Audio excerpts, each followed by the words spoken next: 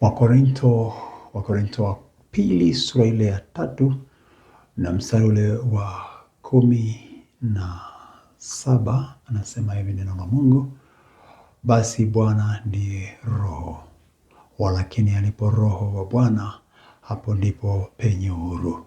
Alipo Roho wa Bwana, hapo ndipo penye uhuru. Maisha yetu yanahitaji sana kuwa na Roho wa Mungu, kwa sababu bila Roho wa Mungu tutajiamulia, tutaongozwa na mwili, tutaongozwa na roho ya dunia ama roho ya shetani.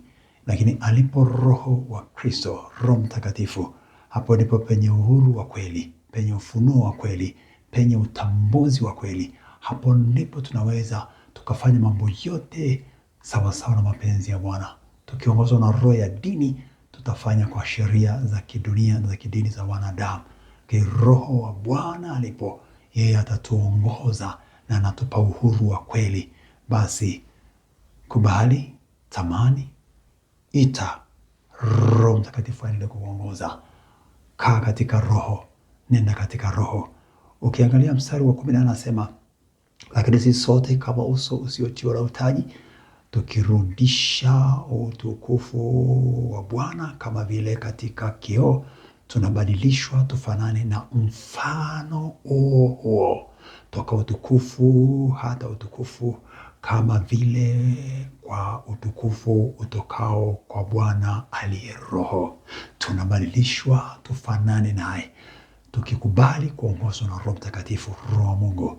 Alipo Roho pana amani, alipo Roho pana neema, pana ufunuo, alipo Roho wa Yesu.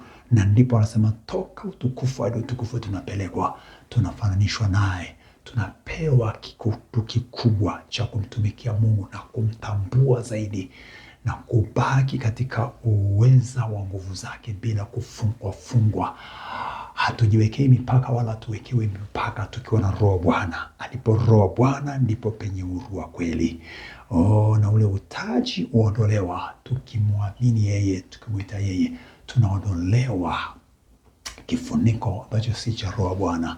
Roho Mtakatifu aendelee kutuongoza, akuongoze wakati wote, kwa sababu katika yeye tunapelekwa utukufu hadi utukufu. Asante Yesu kwa neema hii, asante Yesu kwa pendo hili. Tujaze Roho yako, tutembee katika Roho. Mungu wangu na Baba yangu akuongoze, akushibishe kwa mapenzi yake yaliyo mema, aendelee kukufunulia. Roho Mtakatifu akujaze tena, akupe tena kutembea katika ufunuo. Asante Baba yangu na Mungu wangu, katika jina la Yesu. Bariki maisha yetu. Naomba Bwana uendelee kuruhusu tujazwe na Roho, kwa alipo Roho wa Bwana ndipo penye uhuru wa kweli na ufunuo na utambuzi na usikivu na ushindi, kuzishinda roho ovu zote. Tujaze Bwana, akujaze na Roho Mtakatifu. Endelea kumuita na kumtumikia yeye.